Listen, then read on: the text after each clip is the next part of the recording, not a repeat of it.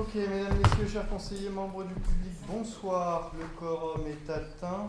Je déclare donc la séance ouverte. Est-ce qu'il y a des pouvoirs? J'en ai moi 1, 2, 3, 4 avec Philippe Bigot qui donne pouvoir à Marie-Danielle Pillard qui nous a honoré ce soir puisqu'elle est en pantoufles. T'es jaloux, en vrai aussi. Non, pas loin du monde. Merci Marie-Danielle. C'est bien que tout est secret entre nous. Christophe Gordin donne pouvoir à Christophe Vambel, Jean-Michel Caron donne pouvoir à Jean Cibor et Brigitte Valette à Olivier Perrault. Est-ce qu'il y a d'autres pouvoirs? Pas spécialement. Bien. Bonne année à tous. Pour ceux à qui éventuellement je n'aurais pas eu l'occasion de le dire, c'est un peu tard, on est début février. Mais je vous souhaite évidemment à chacun d'entre vous une excellente année. Cédric Drevet étant toujours le plus jeune d'entre nous, il assurera avec bonheur le rôle de secrétaire de séance. Et on va procéder en premier lieu à l'approbation du procès-verbal de notre séance précédente, qui était donc le 11 décembre dernier. À propos de ce procès-verbal, est-ce que vous avez des remarques les uns ou les autres? Pas spécialement, on va donc passer au vote. Qui est pour? Qui est contre? Qui s'abstient? Madame Perardel, une abstention, c'est ça? Oui, j'étais pas là. Et vous n'étiez pas là, oui, ça aide effectivement. Une abstention, Madame Perardel. On va faire circuler le PV pour signature. Nous concernant ces faits, on démarre par où? Par là-bas? Ensuite, ça revient. Ok, pendant qu'il circule, on va aborder notre ordre du jour, qui n'est pas trop gros aujourd'hui. Mais ça démarre par une subvention. Alors en l'occurrence, elle concerne la mission locale des jeunes. Donc, en ce qui concerne cette subvention, vous connaissez les uns et les autres la mission locale, puisque chaque année nous votons une subvention pour la mission locale. Elle intervient, je le rappelle, auprès d'un public âgé de 16 à 25 ans pour les aider notamment, mais pas que, à retrouver un emploi. Elle intervient également dans les domaines de la formation, de la vie quotidienne, la santé, le logement, la citoyenneté, donc pour des jeunes entre 16 et 25 ans qui rencontrent des difficultés dans ces différents domaines. En l'occurrence, la subvention qui nous est demandée par la mission locale est d'un montant de 3 355 € et 96 centimes. C'est une subvention qui a augmenté de 1,5% par rapport à l'année dernière, ce qui est le cas chaque année. C'est le taux d'augmentation qui est fixé chaque année depuis déjà 2009, donc ça date depuis un petit moment. En 2017, c'était 3 306 € et 36 centimes. Ça fait donc précisément 1,5% d'augmentation. À propos de cette subvention, est-ce que vous avez des questions? Pas spécialement. On va donc passer au vote pour un versement d'une subvention de 3 355 € 96 centimes à l'intention de la mission locale. Qui est pour? Qui est contre? Qui s'abstient? On était pour, on n'a pas eu le temps. Vous étiez pour, mais vous n'avez pas eu le temps, je parle trop vite. Je vais parler plus lentement, donc c'est l'unanimité. Et Cyril nous rejoint. Par là, Cyril. Non, ça ne va pas y arriver. Ou alors,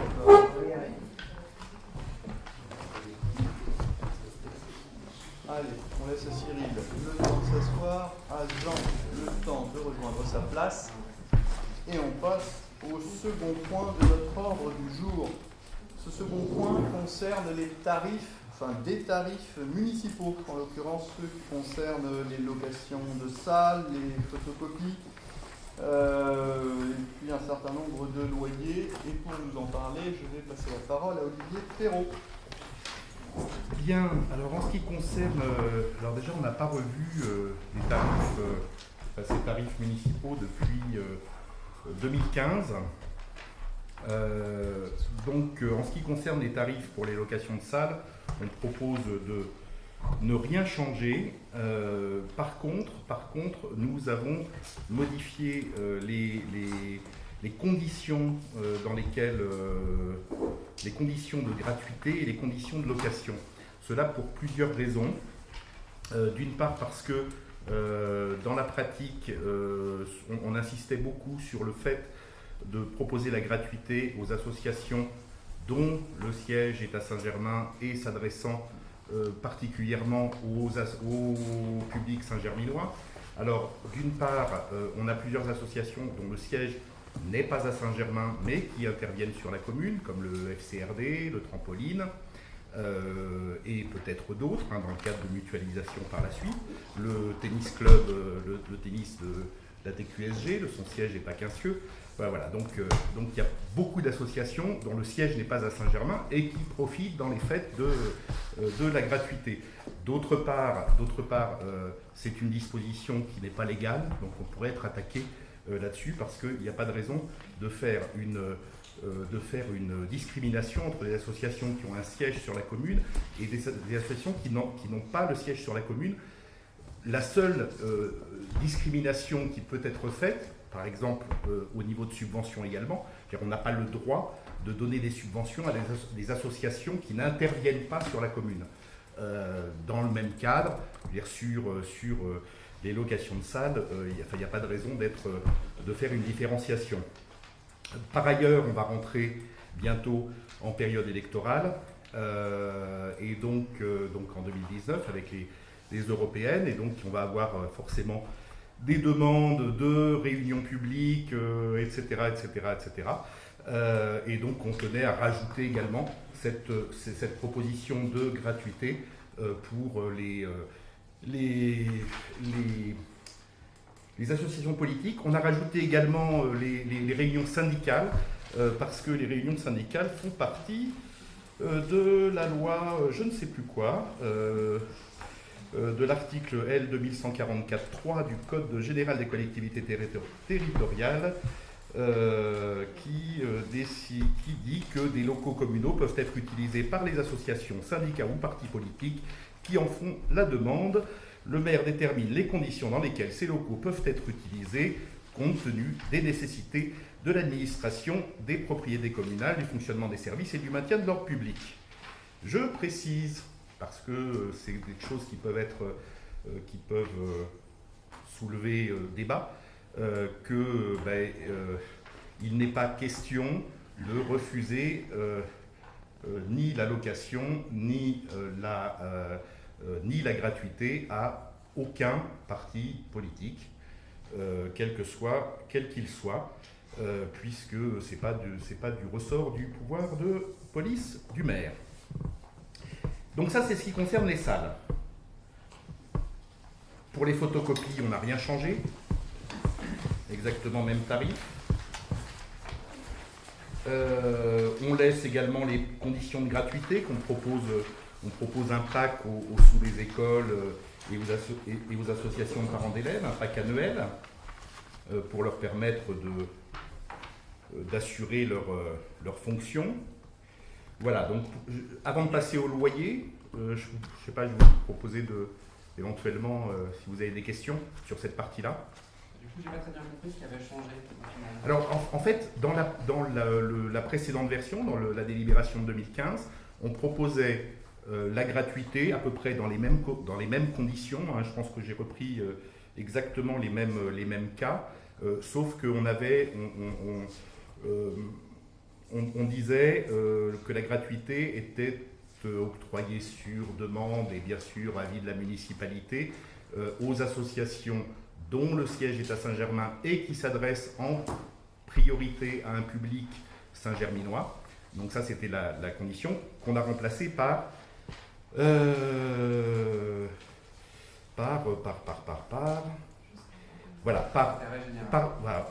un but non lucratif pour une utilisation qui concourt à la satisfaction d'un intérêt général, ce qui est exactement la formulation qui se trouve dans le Code général de la propriété des personnes publiques, qui en son article L 2125.1 nous dit que l'occupation du domaine public est autorisée par un contrat de commande publique. Non, c'est pas là.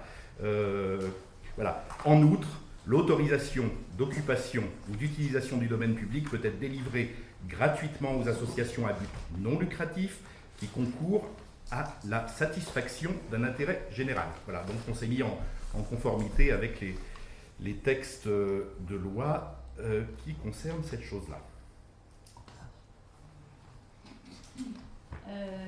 La phrase suivante m'interpelle. La municipalité peut accorder la mise à disposition gratuite des salles communales pour les réunions à caractère politique ou syndical.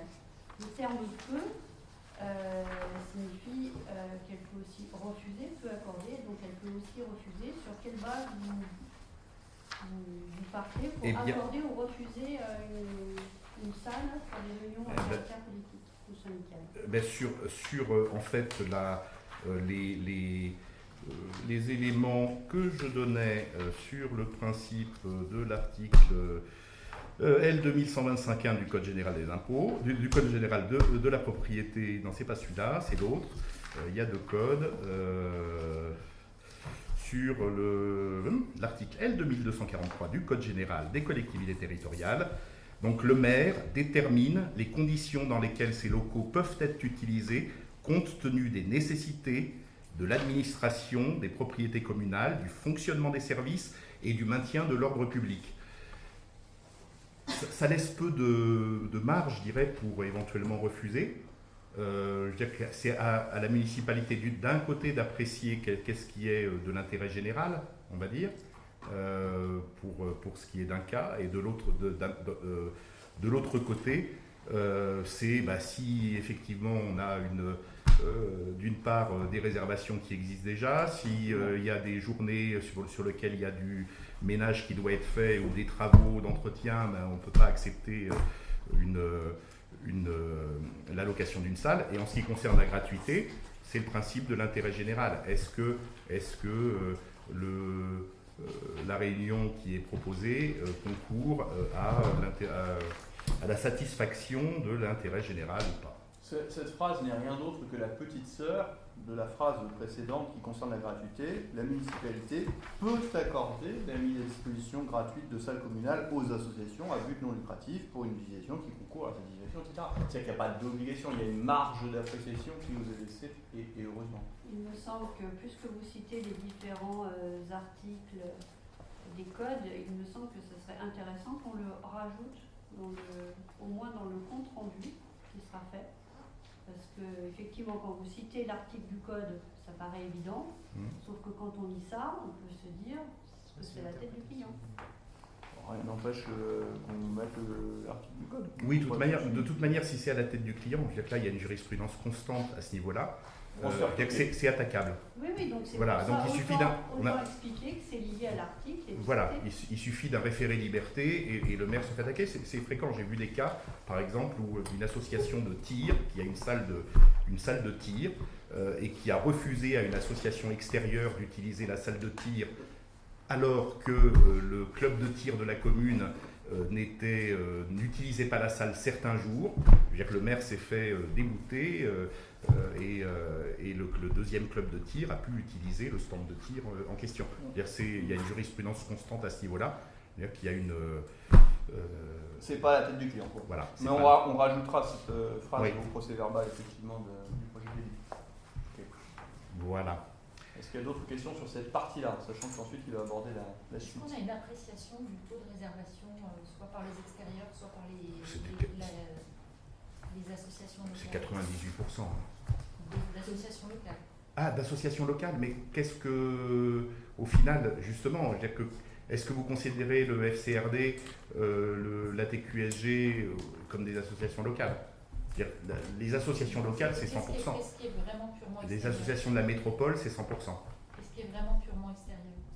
Il y en a très peu. Ah, il y en a pas. Oui, il y a des réservations privées qui sont toujours données. Je veux dire ça, je crois que je le cite, c'est un principe, sont toujours données après. Alors, sauf pour les mariages. Je veux dire, quand on a un mariage qui est prévu de longue date, on donne l'accord d'une réservation de salle avant éventuellement les associations. C'est-à-dire qu'on a peu de réservations un an à l'avance. Mais sinon, je veux dire, systématiquement tous les ans, on propose au mois de mai à toutes les associations d'effectuer leurs réservations. Et à ce moment-là, le calendrier des réservations est bloqué pour les particuliers. Donc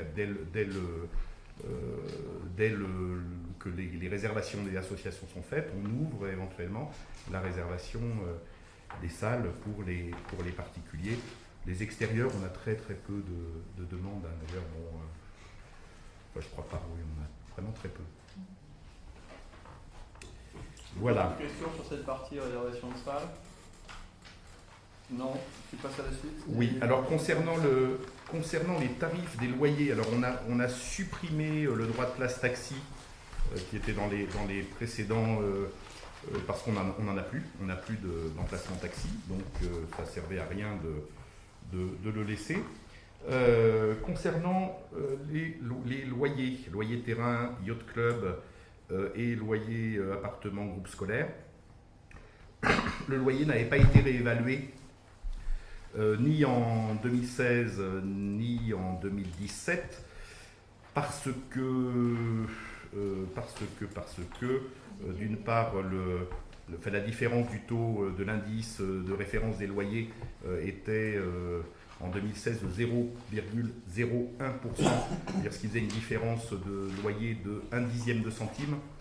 Donc on n'a pas cru qu'il était nécessaire de faire une délibération pour ce montant-là. Et l'année suivante, il y avait une augmentation de 0,18%, ce qui faisait une différence de 17 centimes.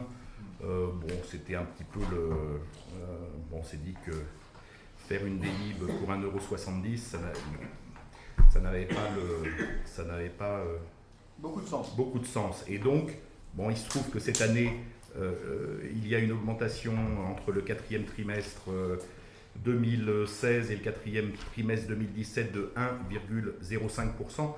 Donc là, on fait une délib, ça fait une augmentation de loyer de 1 € en ce qui concerne le loyer d'appartement groupe scolaire et de à peine 3 € pour le loyer annuel du terrain du yacht club.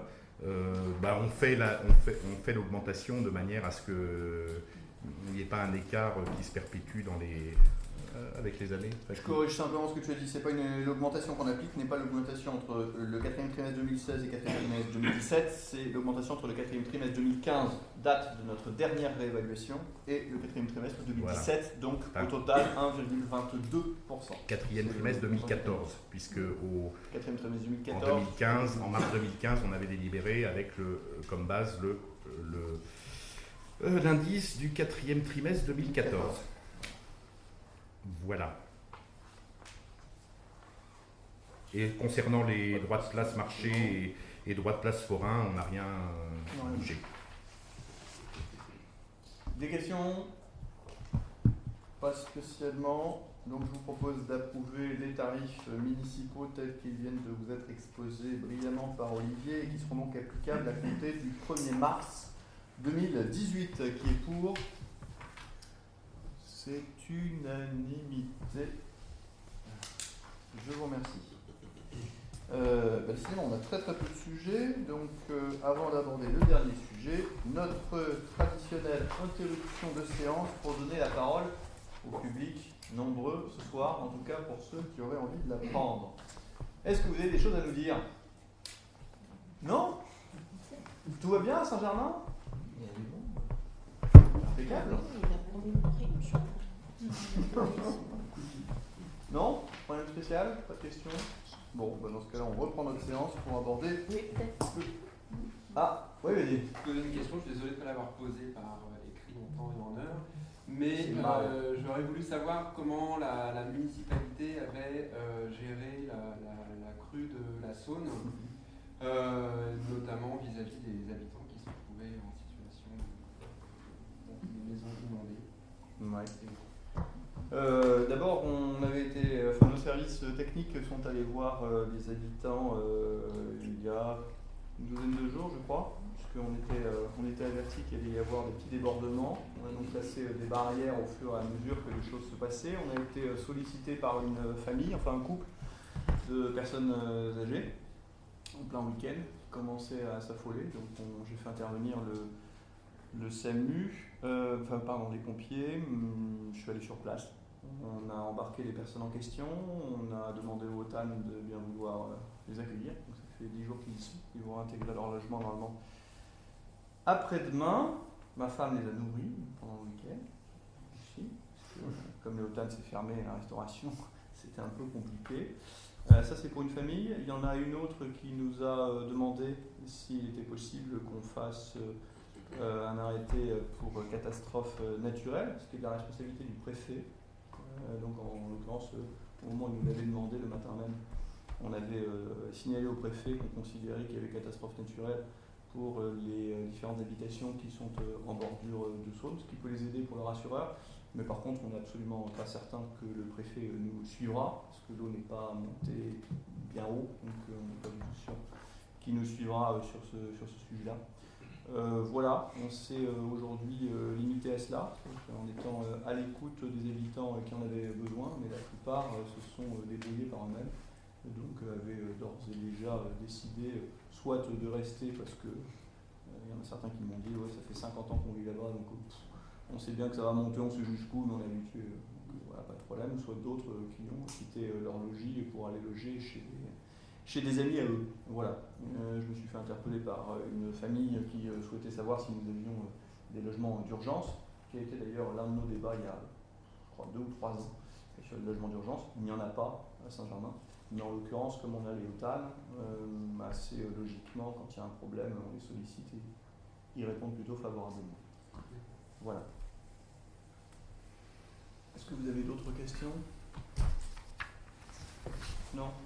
Si. Je voulais intervenir par rapport à la politique du stationnement sur la commune, donc des remontées qui sont faites par des habitants que je partage sur deux sites. Donc le premier, c'est la Mandillonne, où malheureusement sur l'esplanade, on a beaucoup de véhicules particuliers qui rentrent sur l'esplanade, et parfois à vive allure. Donc c'est dommage parce que c'est un espace qui normalement est dédié aux enfants pour pouvoir déambuler un petit peu librement. Et la problématique est vraiment importante le week-end. Alors sur cette esplanade, malheureusement, on a des potelets. 3 ont été, alors 1 a été scié et 2 ont été enlevés et ont disparu. Voilà, donc la première chose, c'est est-ce qu'on peut remettre ces potelets, même si on sait que malheureusement ils peuvent être sortis. Puis la deuxième, donc Cyril est sur le sujet, qui est tout simplement un panneau à l'entrée de cette esplanade, parce qu'aujourd'hui finalement un automobiliste qui rentre, à aucun moment on lui dit que c'est interdit. Donc ça permettrait au moins, à défaut de verbalisation, de pouvoir quand même indiquer aux personnes qui rentrent sur l'esplanade qu'ils le font en toute illégalité, en toute infraction, avec bien sûr la dérogation pour le marché du vendredi soir. Donc ça c'est le premier site. Et juste entre parenthèses, sur ce site aussi, alors c'est pas lié aux problématiques des voitures, mais voir aussi si on pourrait bétonner ce qui avait été les différentes anciennes jardinières. Parce que malheureusement, d'un point de vue hygiène, c'est quand même pas terrible à cause des problèmes de canins, on va dire. Voilà, donc savoir si on peut prévoir maintenant de finaliser, comme le marché est pérennisé sur la commune. Et puis le deuxième site, c'est l'école, donc l'école, problématique de stationnement, et où malheureusement on constate de plus en plus de dérives, des personnes qui se garent sur les trottoirs, en warning, à toute heure de la journée. Alors certes, il y a un espace qui est un petit peu contraint, mais il y a quand même un gros problème de comportement. Alors c'est vrai qu'on n'a plus de police municipale, d'ASVP, on n'en avait plus jusqu'à maintenant. Donc ça j'interviens parce qu'une policière municipale va bientôt être assermentée, si ce n'est pas déjà le cas. Donc bien sûr, en lui demandant si elle peut intervenir sur le secteur et puis sensibiliser les personnes. Je ne dis pas d'être dans de la répression et de la verbalisation dure dès le départ, mais pour que les comportements évoluent un petit peu. Et puis on avait matérialisé le parking de l'école en zone bleue. On sait qu'il y a du stationnement tampon aujourd'hui. Si les problèmes demeurent, tout simplement faire appliquer la réglementation zone bleue. Voilà. Ça en fait quand même, hein ? Bien sûr. Tu noteras bien. Tout à fait. Alors, sur la partie Mandillonne, de toute façon, elle rejoint la partie école. Il y a un sujet d'ensemble qui est policière municipale. Donc, policière municipale, c'est mise en disponibilité, demandé sa mise en disponibilité pour création d'entreprise au mois de septembre dernier. On a donc décidé, suite à ça, d'assermenter un ASVP en la personne de Bucherolles en l'occurrence. Elle a reçu son assermentation il y a 15 jours. Elle a reçu son numéro pour pouvoir administrer des PV électroniques il y a 4 jours, je crois. Et elle a reçu son uniforme vendredi dernier. Et elle était ce matin sous la neige, à l'école pour commencer à agir. avec une directive assez claire qui est 1. J'avertis gentiment la première fois, 2. Je sanctionnerai la deuxième fois systématiquement, avec prise naturellement des plaques d'immatriculation. Donc c'est ce qu'elle a fait ce matin, non pas de sanctionner mais de prévenir. Les uns et les autres ont plutôt bien joué le jeu en s'excusant, en disant qu'ils ne le feraient plus. C'est valable pour ça, c'est valable pour le stationnement à la gare dont on a pu considérer, enfin voir les uns les autres ces dernières semaines que ça y est, ça commence à remonter rue Paul Villemot, là où on avait plutôt éteint les volontés, les souhaits de ceux qui voulaient se garer un peu n'importe où. Ça commence à remonter, donc là aussi elle va être amenée à intervenir. Après il y a la question du parking de l'école. Tout est lié. Et aujourd'hui, la vraie problématique, c'est celle du parking de la gare qui déborde. On le sait, ça fait des années que ça dure. On le sait aussi, on a une solution qui se profile, puisque la métropole a donné son accord pour créer un parking en superstructure en bordure des lignes de chemin de fer, un parking à étage de, a priori, 700 places. Donc le jour où ça s'est fait, tout à coup, on va tous largement respirer. Mais aujourd'hui, comme ce n'est pas le cas, les gens cherchent des places absolument n'importe où. Donc il y a les parents qui se disent, tiens, je dépose mon enfant, je me mets sur le parking de l'école, je descends à pied à la gare. J'ai ouï dire, mais on va le vérifier, qu'il y aurait maintenant des extérieurs qui auraient repéré le parking de l'école pour ensuite pouvoir descendre à pied à la gare. Donc ça, évidemment, il est plein toute la journée. c'est assez insupportable. Alors il est plein, ça dépend en fait. Il est entre moitié et trois quarts plein.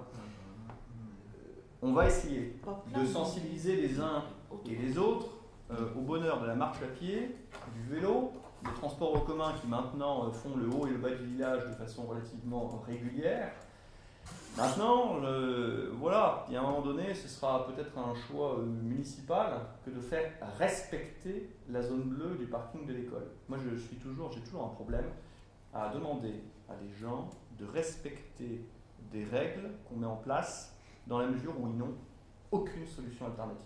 Et aujourd'hui, ça déborde vraiment de partout. Donc, les premières choses qu'on a demandé, c'est à nos personnels à qui on a rappelé qu'on ne voulait pas voir leur véhicule sur le parking de l'école. Ils avaient tout le chemin de maintenu pour se garer, qu'ils pouvaient marcher un pied, ça ne leur fait pas de problème. On va sensibiliser les parents qui sont à l'école. On va faire ce qu'on a commencé à faire depuis ce matin, c'est-à-dire une SVP qui avertit et puis qui surveille ce qui se passe. Et puis ensuite, on sera obligé de passer à l'étape suivante, qui est la sanction. Voilà. J'espère qu'on n'aura pas à en venir là. Je pense qu'on est toujours obligé d'en passer un peu par là. Et sinon, il va falloir se montrer patient. On a encore entre 2 à 3 ans à tenir avant que ce problème soit résolu pour les 10 à 15 ans qui viennent, j'espère. Pardon. Oh non, ouais, plutôt 3. On verra. On a une réunion dans pas longtemps avec la métropole à ce sujet. C'est le rythme. Oui. Une chose que je voulais vous dire, les trottoirs pour la fin des lycées commencent à être défoncés. Les trottoirs. D'accord. Par les racines des arbres et tout. Donc ça s'écarte de tous les côtés. Du haut en bas, vous verrez que. Je vais répondre. Ça tombe super bien ce que vous me dites parce qu'en fin de compte, il s'avère que la propriété de cette voirie, c'est la SL. C'est-à-dire que c'est une voirie privée encore. C'est pas une voirie publique. C'est-à-dire qu'elle n'a jamais été rétrocédée. Donc ça tombe très bien parce qu'il va y avoir un rendez-vous qui va être organisé entre la métropole et votre ASL. D'accord. Dans les 15 jours à venir ou 3 semaines. Mais nous avons fait le maximum pour que ça soit fait. Et on avait affaire avec notre notaire de Chasselet. Et il nous a envoyé péter. Donc nos notaires nous a jamais répondu. Donc du coup, c'est pour ça qu'on va organiser une réunion avec la métropole et s'il faut qu'on passe par un acte préfectoral... mais moi j'ai mon automne. Hein. Mais c'est pour ça que je sais bien que personne n'y voit là-bas parce que si jamais demain il fallait... Le problème c'est qu'il fallait... Nous ça fait 5 ans qu'on a guerre pour vous le donner. Donc c'est pour ça que le problème va être pris en charge dans 15 jours, 3 semaines. D'accord, ok. Et après il va falloir que ça passe dans le cadre de votre assemblée générale ASL pour que vous discutiez. Que ça arrive en disant bah voilà on n'arrive pas à rétrocéder parce qu'il faut l'unanimité des votes pour que ça passe. Là on fait comment alors? Et bah après c'est le préfet qui va décider d'un classement d'office et qui va prendre la voirie pour lui. Donc on sera quand même, on va arriver comme un mot de problème. Mais bien sûr. Parce que ça fait quand même 30 ans que ça dure aussi. Bah, c'est pour ça que j'ai fait le dossier il y a un an. Nous, ça fait 3 ans qu'on me dit avec les... dans 6 mois. Nous, ça fait 3 ans qu'on me dit pour faire signer les papiers, ils ne veulent pas signer, tous. Ne vous inquiétez pas, ça va se régler. Si on peut être épaulé, ça serait bien. Mais c'est en cours. Bon, d'accord. Parce qu'après, la rue, il faudrait toute la refaire, par contre. Ça, ce sera encore Non, un mais- peu débat. non, mais- On va déjà commencer par mettre le propriétaire, et puis après, on verra ce Parce que le problème, c'est que vous avez quand même creusé la rue pour alimenter l'électricité du bois doré. Ça, bon, et vous n'étant pas, soi-disant, métropole, à ce moment-là, vous n'êtes pas chez nous. Ah non, mais pour vous dire, il y a c'est quand même, vous d'un côté, c'est pas vous, d'un côté, c'était vous. Alors, il faut savoir un petit peu comment, c'est moi, c'est à nous, c'est pas à nous. Bon, et vous êtes passé chez nous quand même pour creuser l'électricité. J'entends. Bon. Mais dans ces cas-là, c'est bien pour ça que quand le problème s'est posé, on a pris les choses en main. Mais jusqu'à présent, la métropole n'a jamais demandé quoi que ce soit pour aller tailler les arbres, jamais demandé quoi que ce soit pour aller s'occuper de ce qui se passe dessus. Ah non, mais d'accord, mais depuis toujours. Mais, non, Donc, mais il y a une délibérée au Grand Lyon, je l'ai même chez moi, comme quoi ils payent les machins en charge. Ouais. C'est marqué. Ouais. Il y a même M. Épron et tout qui était bien parti. Mais dans ces cas-là, alors, il faut passer à la répression. Le but du jeu n'est pas de refaire l'histoire, Non, non. ça va se régler Non, mais dans les 6 mois à venir. je suis d'accord avec vous, mais après- pourquoi on n'a même pas reçu une lettre d'autorisation de votre part Mais pour c'est passer pas- chez nous? Mais attendez, stop, c'est pas nous, hein. Non, mais vous, c'est pas vous, métropole. C'est la Pour moi, métropole. c'était ça. On a jamais reçu une lettre de votre part, comme quoi on vous autorisait à passer. De la métropole. C'est la métropole de Lyon. Non, mais c'est métropole, pas la de la Fourline. métropole ou Non, C'est pas la même chose. Mais C'est pas la même métropole, je n'ai jamais reçu une lettre de la métropole, jamais. Et vous êtes passé chez nous. Et la métropole est passée chez vous. Voilà. Non, mais. Non, mais alors, d'un côté, on est propriétaire, de l'autre côté, on n'est pas. Alors, il faudrait savoir ce que vous voulez. Il faut aussi que vous dissociez Non, la mais- commune de la métropole. Non, mais pour En vous dire- l'occurrence, sur ce sujet-là, on ne se dédouane pas. Non, Sur ce sujet-là, on dit la métropole, sur ce coup-là, doit normalement négocier avec la Ouais. SL. Il y a des choses qui ne se font pas. Donc la commune, et là c'est nous, oui. nous nous en mêlons D'accord. pour Non, pouvoir mais moi, faciliter moi, les moi, choses et moi, qu'on trouve une solution. Mais moi, je suis tout à fait Et d'accord avec vous. c'est l'intervention de on, Christophe. on est d'accord avec vous. Nous, on voudrait que ça soit fini, cette histoire. Eh ben ça y est, ça va l'être. Mais pour vous Mais dire, c'est pas- ça veut on pas- nous dit, non mais monsieur vient de me dire qu'on était chez nous. Alors pourquoi on n'a pas reçu un courrier nous demandant l'autorisation de passer? Il y a 3 ans en Pourquoi ils arrière. ne l'ont pas fait à l'époque? Non, ils l'ont pas fait. Et un jour, tout d'un coup, on se lève le matin à 8 h, il y avait les machines qui sont passées pour placer la rue. Mais comme si vous voulez, ils entretenaient, comme je ne veux pas excuser la métropole, hein, Non, mais, non, mais comme ils entretenaient ce point-là depuis toujours, ils ont Ah, fait les travaux À ce moment-là, ils ont qu'à faire les trottoirs. sans regarder de près. Et c'est bien pour cela, que maintenant on se met entre les deux et on D'accord. va essayer de faciliter les choses. Non, mais pour vous dire. Vous n'avez pas tort. Mais vous je avez veux pas dire, tort. d'un côté je suis, de l'autre côté je ne suis pas propriétaire. Ça c'est. Non mais nous on est pour le retraité. Mais on a mis 3 ans pour essayer d'avoir des signatures qu'on n'a pas eu. Eh ben on va faciliter les choses. C'est bien. On va y arriver. D'accord. Bon. D'autres questions ou pas? Non. Eh ben si. Je vais en Moi qui profiter. pensais reprendre la séance depuis tout à l'heure, Non, finalement, il y a on plein va de questions terminer. partout. J'aurais juste faire un petit mea culpa. Parce que lors de l'avant-dernier conseil municipal, pendant les questions publiques, je me suis plaint auprès de M. Chapelle des cloches de l'église qui tintaient le week-end dès 7 h du matin. Alors on m'a fait remarquer qu'il s'agissait d'Angélus. Comme pour chaque sujet qui est étranger à ma culture, je me suis renseigné tant sur l'histoire de la chose que sur la jurisprudence associée. Et j'ai découvert qu'il ne s'agissait ni de sonner l'heure, ni d'appeler les fidèles, très en avance pour la messe. Il s'agit d'une tradition ancestrale qui veut que l'on sonne l'Angélus par 3, chaque jour, de 3 coups, suivis d'une volée à des moments légèrement décalés des sonneries horaires. En 1472, Louis XI ordonna que l'on sonne l'Angélus dans tout le royaume, matin, midi et soir, et depuis lors, la tradition s'est perpétuée. Nos parents, nos grands-parents et leurs aïeux ont toujours connu cet Angélus. Bien sûr, On s'est plaint ailleurs de cette sonnerie de 7 heures qui peut troubler le juste sommeil dominical des riverains, mais on ne peut interdire une tradition et c'est tant mieux. Suite à la plainte d'un riverain et le refus d'un maire de faire taire les cloches, le Conseil d'État a d'ailleurs précisé que, je cite, « la sonnerie de l'Angélus a, par son origine, un caractère religieux et même si la pratique en avait été interrompue pendant de longues années, elle revêt le caractère d'un usage local auquel les habitants de la commune sont attachés. Hier donc, je me réveillais mécontent chaque dimanche à 7h08, pestant contre le dysfonctionnement de la programmation des cloches de notre église. Aujourd'hui, chaque dimanche, ma grasse matinée est bercée de l'Angélus et je me prends à rêver au petit matin de notre prudent roi Louis XI, des croisades à l'origine des merlettes qui ornent nos armoiries, ou bien encore d'un Ave Maria de Schubert qui reste aussi beau que l'on croit ou que l'on ne croit pas. Voilà.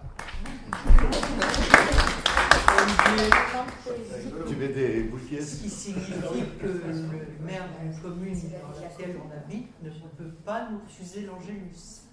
Dès lors qu'il s'agit d'une tradition, effectivement, on ne peut pas. Sur quoi repose? Mais c'est ça, tu ne le fais pas. Pardon? Tu ne dors pas le dimanche. C'est la grâce. C'est la grâce matinée. Et c'est pour ça que je ne parle pas de l'Angélus de la semaine, puisque je ne parle que de celui du dimanche, qui a été le seul qui m'a empêché de faire une grasse matinée un jour où je m'étais couché à 5h du matin. Et quand peut-on dire que ça repose sur la tradition? Dès lors qu'il a été de tradition dans le village en question de sonner l'Angélus. Même si ça a été abandonné pendant de nombreuses années. Et là, il y a de multiples jurisprudences à ce niveau-là. Le seul pouvoir du maire, c'est d'éventuellement demander à ce que les cloches soient décalées un petit peu. En principe, traditionnellement, l'Angélus sonne à 6h du matin. Maintenant, il sonne à 7h08. Bon, ce qui permet déjà une heure. 6, 12 et 18. Et encore, tu ne vas pas te plaindre, dans certains villages, toute la nuit, c'est les heures, les quarts, demi et trois quarts. Dans le tard. Ce qui est quand même extraordinaire, c'est qu'il nous donne une leçon d'histoire sur un ton sentencieux, alors que c'est quand même lui qui a posé le problème à certains conseils municipaux. Non mais je pensais réellement à un dysfonctionnement. Parce que je crois qu'il y a eu, pendant un moment, l'Angélus ne marchait pas. C'est-à-dire qu'il y avait un problème technique à l'église, donc l'Angélus ne marchait pas. Et tout d'un coup, je me suis mis à le réentendre. Et je me dis, c'est pas normal, il y a quelque chose qui... Mais non, c'est une tradition, c'est bien. Les traditions, il faut les continuer, il faut les perpétuer, à mon sens. La tradition où les heures sonnaient toutes les heures de la nuit, ça m'allait très bien, moi. Et c'était une tradition. Donc pourquoi elle est supprimée? Bien, avant qu'on aborde... Merci Olivier. Avant qu'on aborde les problèmes de Jean, les problèmes du coq, les problèmes de etc. Un point autre, j'ai été saisi d'une demande de la part de la commune de Quincieux pour étudier la possibilité d'accueillir leurs enfants dans notre accueil de loisirs pendant les vacances scolaires, exclusivement. Donc on va étudier d'un peu plus près le dossier. On dit assez que les collectivités ont de moins en moins de dotations aujourd'hui, qu'elles doivent faire davantage de mutualisation qu'elles n'en faisaient par le passé. Donc on n'a pas dit non. On va discuter avec eux. Je crois qu'on a une réunion demain soir, me semble-t-il. Donc regardez un peu les tenants et aboutissants de ce sujet-là, qui pourrait aussi d'ailleurs nous amener sur d'autres sujets, parce qu'effectivement s'il commence à y avoir beaucoup d'enfants pendant les vacances scolaires, on peut se poser la question de la fermeture au mois d'août de notre accueil de loisirs. Est-ce qu'il ne serait pas possible éventuellement d'ouvrir au mois d'août? Par ailleurs, je rappelle que notre commune va s'atteler à un certain nombre de travaux en ce qui concerne l'agrandissement d'écoles. On est au stade des études aujourd'hui, mais à un moment donné on va forcément rentrer dans le vif du sujet en ce qui concerne les travaux d'agrandissement d'écoles, les travaux de Maris-Bastier. On sera peut-être content à ce moment-là, pourquoi pas, nous, d'envoyer nos enfants de l'accueil de loisirs du côté des infrastructures 15 Serotte. Voilà, donc on va regarder ça de plus près. Est-ce qu'il y avait d'autres sujets, Christophe? Une information, puisque comme on a l'heure du jour qui était assez léger, donc on va en profiter. J'ai l'impression. Oui, c'est ça. Ce matin, il y a eu une réunion avec le CITRAL qui nous faisait le retour de la modification qui a été opérée sur les lignes 92, 96, 97 qui ont été mises en place en mars de l'année dernière, Et donc le CITRAL est extrêmement heureux de ce travail qui a été fait pour plein de raisons. D'abord parce que la mise en place a été assez exemplaire, c'est-à-dire qu'il y a eu relativement peu d'informations négatives qui sont remontées du terrain quant aux modalités d'information. Également content de l'accueil qui a été réservé aux différentes agences qui ont été positionnées dans la commune à différents moments, les petites cartes que vous avez vues à la gare, sur l'esplanade, à la mairie, etc. La même opération a été faite à Quincieux d'ailleurs en même temps. Et donc ils nous ont annoncé qu'il y avait une augmentation de 7% de la fréquentation de la ligne depuis la mise en place de cette organisation, et en particulier, ce qui était d'ailleurs un des buts que l'on avait fixé, c'était de permettre à des personnes qui utilisaient la gare tous les jours et qui habitaient dans l'eau du village de pouvoir utiliser le bus, soit celui qui fait Neuville-Quincieux, soit celui qui fait Quincieux-Neuville, qui fait le même trajet dans la commune. Et donc ils voient une augmentation très régulière du nombre de badges de Cartoura au départ de la gare pour aller sur l'eau du village. Donc j'en profite pour remercier très sincèrement Cédric d'avoir fait ce travail avec nous, parce que s'il n'avait pas été là, ça aurait été beaucoup plus compliqué de le faire que... Voilà. Tu as dit 4%? 7. C'est beaucoup. C'est bien. Ouais, c'est beaucoup. Et donc il y a une autre action de communication qui va être mise en place probablement au printemps, de manière à sensibiliser l'usage aux heures creuses sur les bus vers un public. Alors il faut qu'on identifie le public qui sera intéressé par cette prestation. Je vois une question. Oui. Est-ce qu'on pourrait pas avoir un bus le 21 à midi ou une heure, un bus pour couper la journée? On n'a pas de bus entre 9h le matin et 4h l'après-midi. On a demandé, mais... Un bus, on n'a pas 50, Merde. On a demandé et ils s'y refusent pour l'instant. Ah, oui. Moi, quand je vais à Lyon, je suis obligé de rentrer le soir. On se prend le 21. Voilà. Pas de solution. Non. J'ai envoyé la facture du restaurant à la mairie de Saint-Germain. Non, Citral. Citral, d'accord. Je manquerai pas. Citral. Je vous donnerai les coordonnées du service, ils seront ravis. D'accord. Peut-être pas vous répondre. Mais ils m'ont déjà pas répondu, là. Attends, une lettre de 2002. On est en 2018. Sinon, vous pouvez prendre le train pour rentrer. Moi, c'est beaucoup plus cher. Ah, mais vous sautez par-dessus la barrière, tu enlèveras ça à l'enregistrement. Ouais. Dans le même ordre d'idée, le 21 qui quitte Vèze à minuit quelque chose. Minuit. Ouais. Il y a un 21 de nuit. Il s'arrête à Limonest. Oui. Il ne pourrait pas aller jusqu'au bout de sa ligne et venir jusqu'à Saint-Germain? Même problème. Parce que le dernier train, il est à 22h16 à la Pardieu, ce qui ne permet pas d'aller au cinéma et de rentrer en transport en commun. Mais s'il y avait des 21 qui partaient de Vèze, c'est un taxi déjà aujourd'hui. C'est une prestation qui est sous-traitée. Donc c'est un taxi 9 places qui réalise cette course. Après, c'est un coût. Après, la ligne de nuit, c'est particulier. Après, je ne sais pas si vous connaissez la ligne 40. Qui fait Bellecour-Neuville au départ de Munich Bellecour. On connaît. Les enfants qui connaissent. Comment dire? Les parents pour récupérer la sortie. On connaît. Enfin, je sais pas si vous connaissez la ligne 40 qui fait Bellecour-Neuville. Ouais. Il y a un départ qui est à minuit. Ouais. C'est dommage que ça s'arrête à Neuville quand même. Le fait oui, qu'il n'y a pas de moyen si mes enfants étaient adolescents, je leur déconseillerais de prendre cette ligne malheureusement. Enfin, moi je parle, il n'y a pas que des enfants, il y a des adultes qui peuvent avoir envie d'aller au cinéma le soir à Le dernier départ à minuit, et on est souvent accompagné. Le dernier départ, je ne parle pas de la ligne en journée, attention. Mais la ligne de nuit, la ligne 40. Non, mais elle est souvent empruntée par les adolescents. Peut-être pas en minuit. Oui, c'est très aligné. C'est très aligné. Et bien peut-être que si les adolescents de Saint-Germain pouvaient en profiter, ça ramènerait plus de sérénité dans cette ligne. On connaît certains de nos échanges que nous avons, je ne suis pas convaincu que ce soit forcément une point d'animer. Après, sérieusement, c'est vrai que c'est faire partir de Bellecour à plus de sens que Gardebette.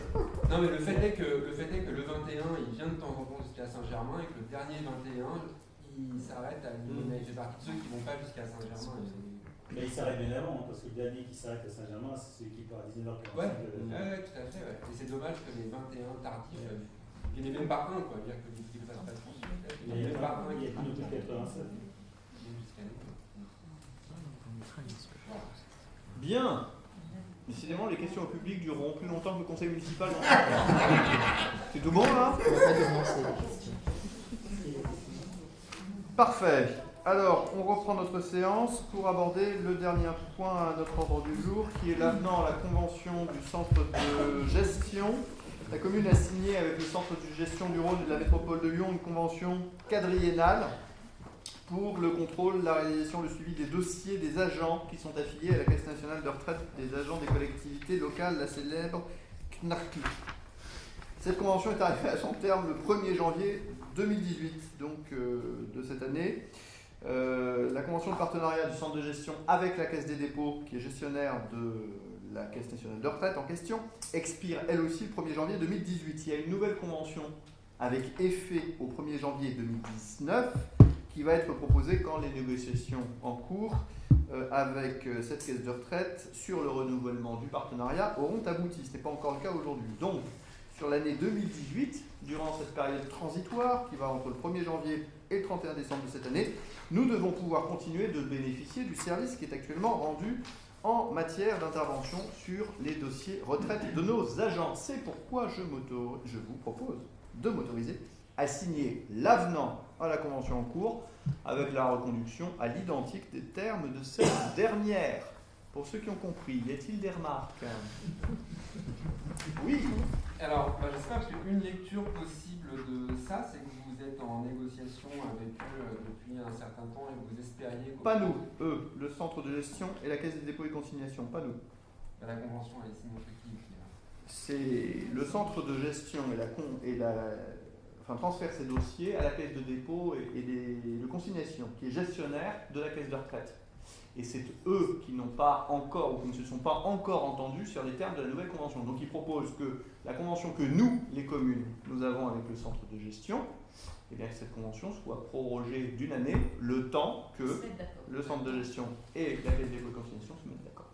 Voilà. C'est pas nous. Sinon la convention serait signée depuis longtemps si c'était nous qui nous chargeons des négociations. Mais ce n'est pas le cas. À moins qu'il y ait des négociations qui patinent un peu. En tout cas, voilà. Donc on propose de proroger d'un an. Y a-t-il d'autres remarques? Non, je vous propose donc de m'autoriser à signer cet avenant à la convention en cours avec reconduction à l'identique des termes de cette dernière qui est pour. C'est l'unanimité. Je vous remercie. Je déclare donc la séance levée. Je vous informe que le prochain conseil municipal se tiendra le 19 mars prochain et qu'il sera consacré pour sa plus grande partie au budget. Merci beaucoup. Donc il sera plus long. Donc il sera plus long. C'est probable.